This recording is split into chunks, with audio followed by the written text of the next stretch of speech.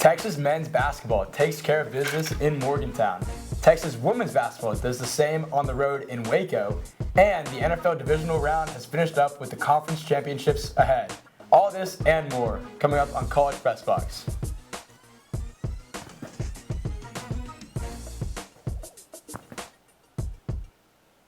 Good evening and welcome to College Press Box. I'm your host, Robert Gonsoulin, and he's Ryan Swantkowski. We've got a great show for you tonight, so let's get right into it. The men's basketball team went into Morgantown with a little chip on their shoulder after their loss last Tuesday to Iowa State. Let's take a look at some of the big plays and possessions that led to the Horns' 16th win of the season. Starting off, we have Marcus Carr finding Dylan Dessou down low, who turns the corner and knocks down the mid-range to start the game. 5 minutes into, Seth Wilson with a nice spin move hezzy, makes Rice fall over and drives to the rim and flash distance to James Okoronkwo for the and-one layup. Almost halfway through the first, not half now, and Arteria Moore steps up and steals it just past half court, gives it to Tyrese Hunter, who finds Christian Bishop for the throw-down jam. A few drives later, here's Trey Mitchell, the former Longhorn, with a little jab step and mid-range jumper to give West Virginia the lead. A minute left in the first, here's Tyrese Hunter with a little reach and teach move as he gets into the paint and finds Bishop again for another big-time slam dunk. Now with 4 seconds left before the half, there's Marcus Carr doing what he does best with a quick-range pull-up jumper. Second half underway, Hunter finds Carr all alone on the wing as he hits the easy three to take the immediate lead. Now how will West Virginia respond? How about a three by none other than Kendrion Johnson gives the lead right back. 4 minutes in the second half, here's some ball movement as Allen finds Bishop in the paint, dishes it to Dessou. Here we go, we got Trey Mitchell again showing his former team that he's here to play. A nice between-the-legs move which sends Bishop to the ground and drains the three. 3 minutes left. Here's Johnson again taking it to the rim and getting the foul. He would go to the line to shoot 2, and this is where the game becomes an all-out foul and free throw kind of game. There's him hitting the first one. Here's him hitting the second one. And now under 50 seconds left, here's Marcus Carr with the floating dagger that seals the deal for the Horns. The Longhorns are now 16-3 on the year. I'd now like to welcome in our men's basketball analyst, Justin Goosman. Justin, thanks for coming tonight. Thanks, Robert. Always happy to be here talking hoops. Texas is 5-2 in Big 12 play and appear to be on track for a high finish in one of the best conferences in college basketball. Who on this Texas roster has been the most important in bringing home these close wins? Well, Robert, I think the answer here is pretty clear. Texas has impact players everywhere on the roster, but if there's one guy who continuously shows up in big moments, it's Marcus Carr. Carr has been a great scorer his whole career, but this year he's on another level. Scoring at a clip of a little over 17 points per game, Carr is the driving force behind this Texas offense, averaging a career high in field goal percentage, three-point percentage, and free throw percentage. He's no slouch on the defensive end either. Carr is also averaging a career high in steals per game, getting into opponent guards game in and game out. Carr was the leading scorer in a 2-point victory versus Texas Tech, and although he struggled in a narrow victory against TCU, Carr put in a huge three-pointer with just over a minute to go that put the Horns up as they were able to close out a really tough Horned Frogs team just a couple weeks ago. Carr's had some career-defining moments this season and will need to keep it up as Texas comes across an incredibly difficult stretch of games. Well, this Texas team is built around a lot of older, more experienced guys in the starting lineup, but the style of play is much different than last year's. What has stood out to you in the way Texas has played this year compared to last season? This Texas team has a lot of returning faces, but they play with a completely different style. What immediately jumps out to me, Robert, is the pace of play for the Horns and the execution of transition offense. Texas is averaging about 80 points per game this season compared to just 68 last year, and that's in large part due to how quickly this team pushes the ball up the court. On misses, Texas loves to get out in transition, and the addition of Dylan Mitchell as a lob threat opens up a bunch of options in the fast break. Last season, it felt like Texas just couldn't get easy buckets in big games, even on the break. However, this year, Texas has figured out the offense and are running a heavy dose of pick and roll with Marcus Carr in the half court.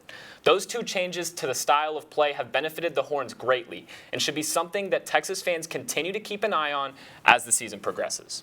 Okay, so Texas has a grueling next 5 games with 4 top 25 opponents and multiple challenging road games. Predict the Longhorns' record in the next 5. You're exactly right, Robert. The next 5 games are going to be a huge test for the Longhorns. Texas will take on Oklahoma State at the Moody Center tomorrow and then hit the road for 3 of their next 4, all against ranked opponents. After Oklahoma State, Texas will take on Tennessee, then Baylor, Kansas State, and finally the Kansas Jayhawks in Allen Fieldhouse. I see the Horns taking down Oklahoma State in a statement win and then faltering in a tough one against the Volunteers. However, I do see the Horns getting a big win against Baylor if they can slow down Keontae George. After that, they have 2 tough games against the Kansas teams in which I think they'll go 1-1, avenging their early season loss against Kansas State. I don't think they'll have the resolve to hold on against the Jayhawks at Allen Fieldhouse, and in the end, I think the Horns will go 3-2 with only 1 loss in the conference in that span.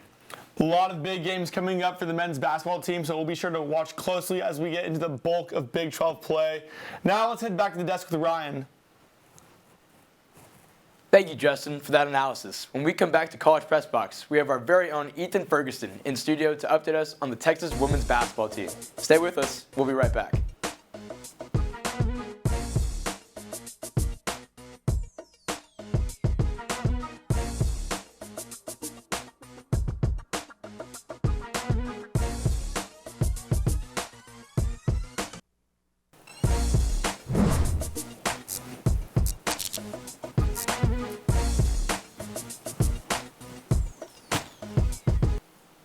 Welcome back into College Press Box.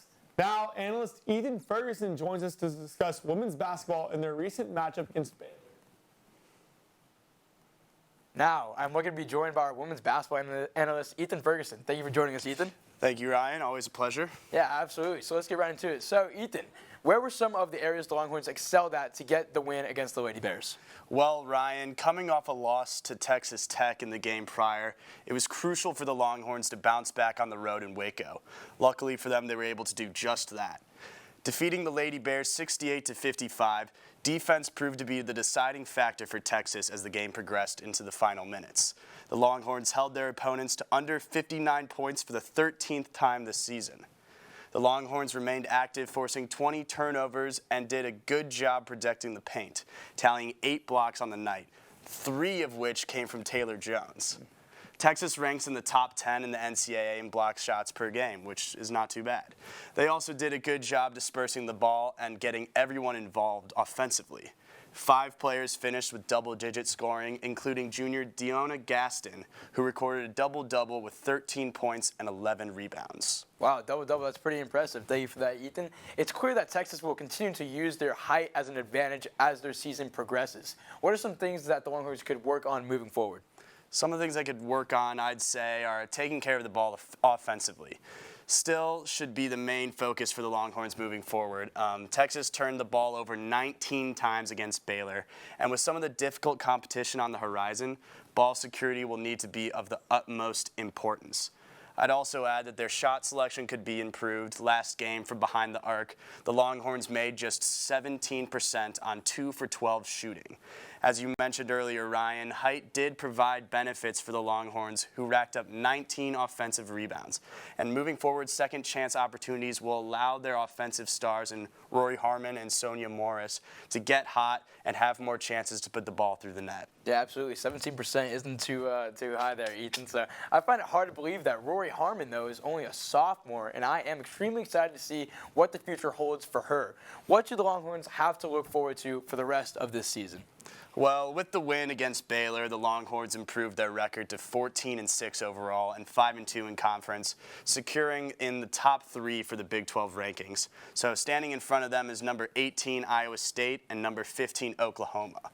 And right now, Texas sits right on the edge of rankings, and their toughest tests are still ahead of them. Their next game is at home at the Moody Center against Oklahoma, who's currently on a 5-game win streak. But the Longhorns have proven to excel when playing at home, however. This season, they've only lost 1 game at home earlier in December against South Florida. So keeping players healthy and at the top of their game will only help the Longhorns in their chances. This upcoming game against Oklahoma could be the turning point for Texas moving forward this season. So students should want to show up to the Moody Center and be loud for Pride Night on Wednesday, January 25th. Tip-off is set for 7 p.m. Central Time. Awesome, Ethan. Thank you so much for that great analysis, and let's send it back to Robert at the desk. Robert? Big Red River showdown against the Oklahoma team that is on fire. But thank you for the analysis, Ethan. When we return, we'll cover all the action that went down in the NFL's divisional round this past weekend, so stay tuned. You will not want to miss this.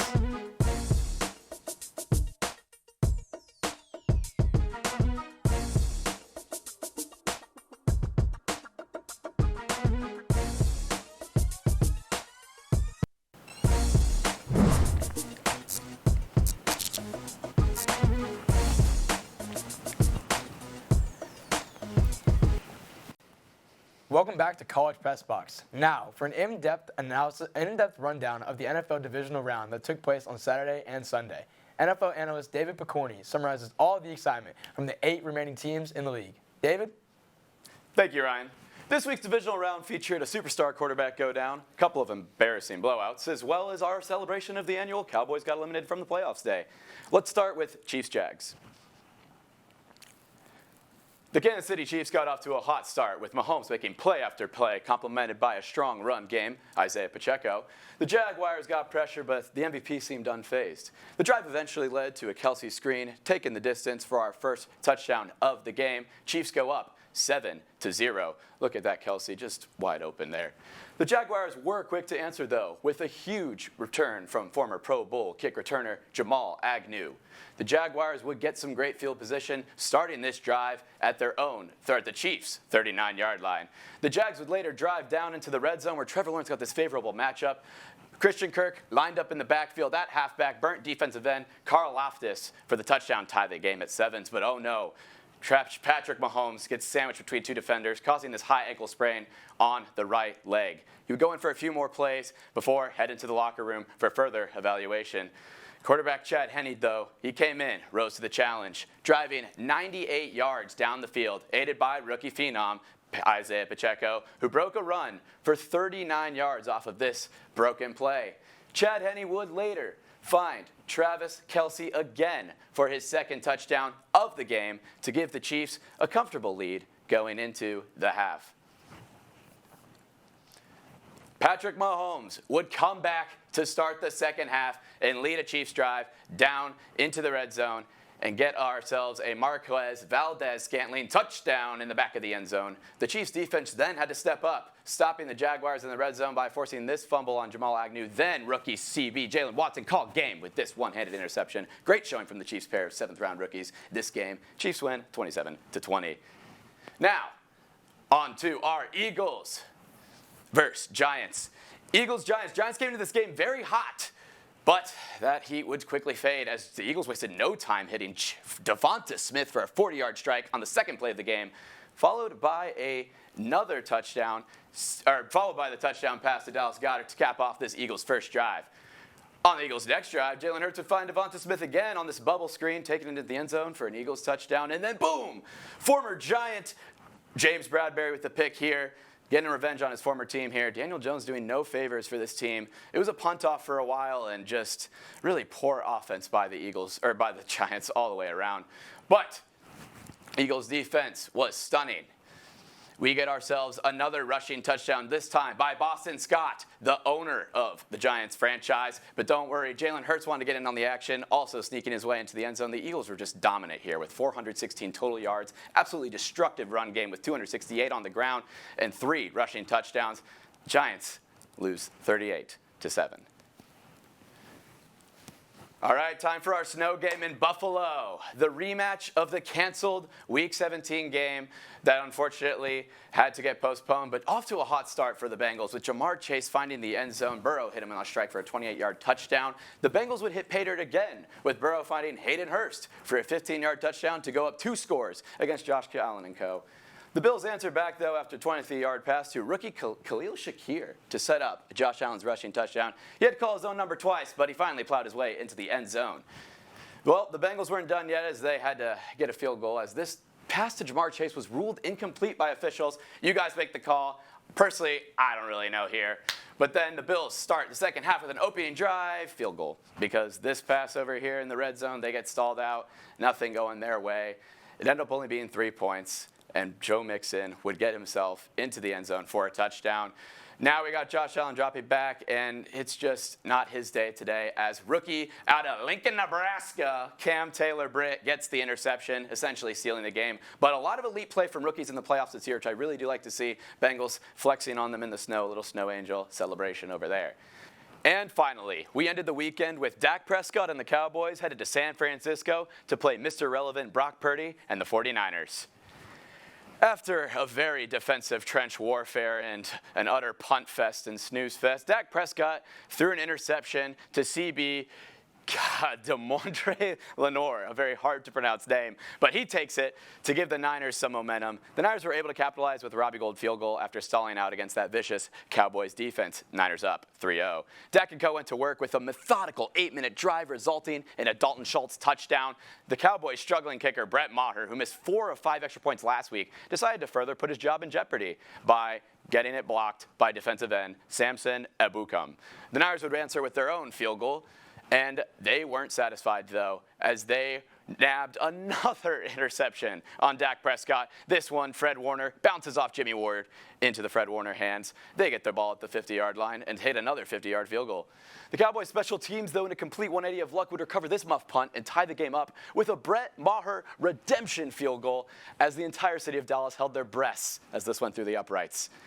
The Cowboys come out at half explosive as CeeDee Lamb absolutely mosses Lenore, and interference all over the play. Flags down. CeeDee Lamb comes here to Dallas to show that it's him, but they only got nothing. No points on the drive. Niners ball, play action. Purdy scrambles, throws, and caught? George Kittle, juggle catch by the tight end, setting up our run CMC touchdown for the Niners lead. Final play of the game for the Cowboys. They need a miracle here. And they line up with Zeke at center, who gets absolutely plowed. Everyone's out wide trying to get some sort of lateral play, but Zeke gets blown up, and the pass to Turpin is wrapped up immediately. And the Niners win. I have no idea what Kellen Moore was thinking here.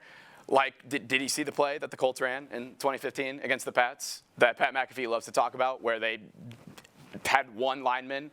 This is the reason why offensive line is important, ladies and gentlemen. This is one of the most stupid final plays I could see. They ended the season last year on a stupid play on the 49ers with a QB sneak, and time expired. Cowboys fans are in utter pain. Front office questions all around.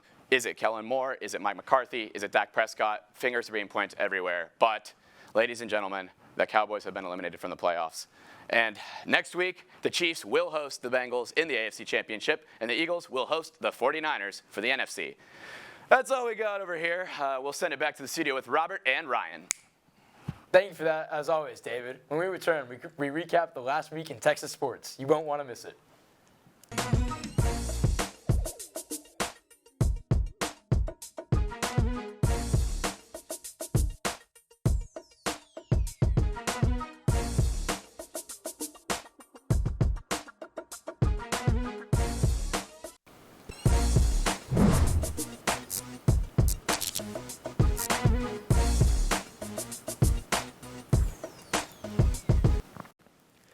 Welcome back into College Press Box. Now to recap a little bit of Longhorn sports from this past week. Starting off, #1 women's tennis takes down Tulane at home by a shutout score of 5-0. Charlotte Shavapatipon and Sabina Zanilova won both their singles matchups and doubles matchups together by a score of 6-1. The team is now 3-0 this season in head-to-head matchups, and they'll head off next weekend hosting the ITA kickoff this weekend on Saturday, as they will take on Fresno State in either Baylor or Loyola Marymount. The 7th-ranked UT men's tennis team kept the hot start to the season going with a 4-3 victory over the 12th-ranked Georgia Bulldogs. The Longhorns clinched the victory over the Bulldogs at 4-1 with a powerful doubles performance and wins at the top 3 singles positions, including 2 over top 10 opponents. The Horns are now 3-0 to start the season, with 2 of those 3 wins coming against top 15 opponents. Big news for the Horns in football this past weekend. Former Georgia Bulldogs wide receiver and 2-time national champion Adonai Mitchell announced his commitment to Texas from the transfer portal on Friday.